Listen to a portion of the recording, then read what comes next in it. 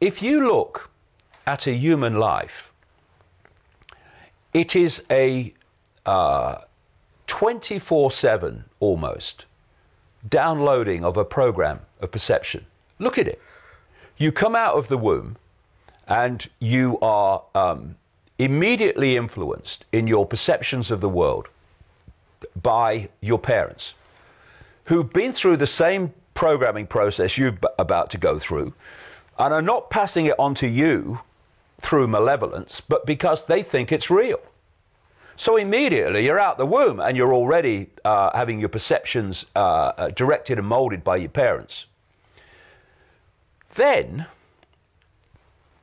3, 4, sometimes 5 years only after you enter this reality, you're sitting at a desk and an authority figure called a teacher is telling you at least 5 times a week, hours and hours a day, what is, what isn't, what's right, what's wrong, what's possible, what's impossible, what's happened, what's not happened.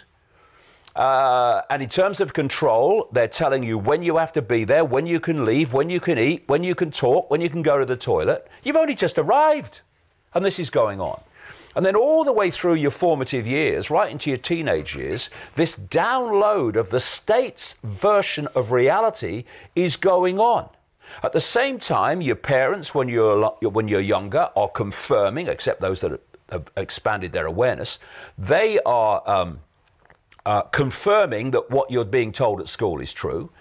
All the people around you, your peers and your friends and your acquaintances, are going through the same programming system.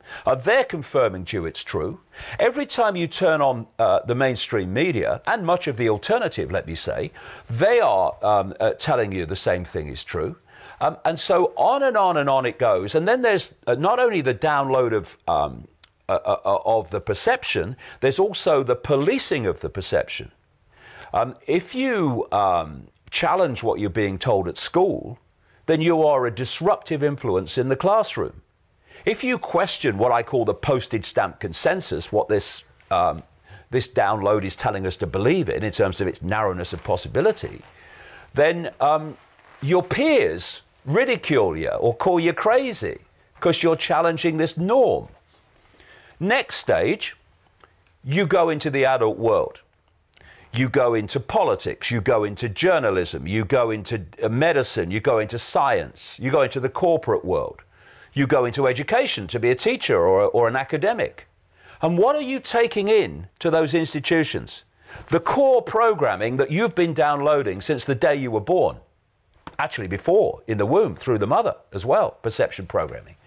And then you've got these institutions, therefore, that are directing society and are telling society what is and isn't. The new teacher, once you get into the adult world, they are confirming to each other that actually this ludicrously narrow sense of reality and normal, is real.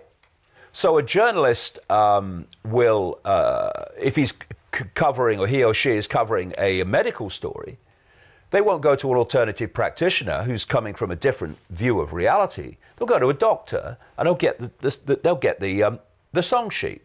They want to talk about reality, they'll go to a scientist and get the song sheet. Same with all these things. And so all the way through your life, you are being bombarded with a sense of normality and a sense of the possible and a sense of reality, which is so powerful in controlling people's perceptions.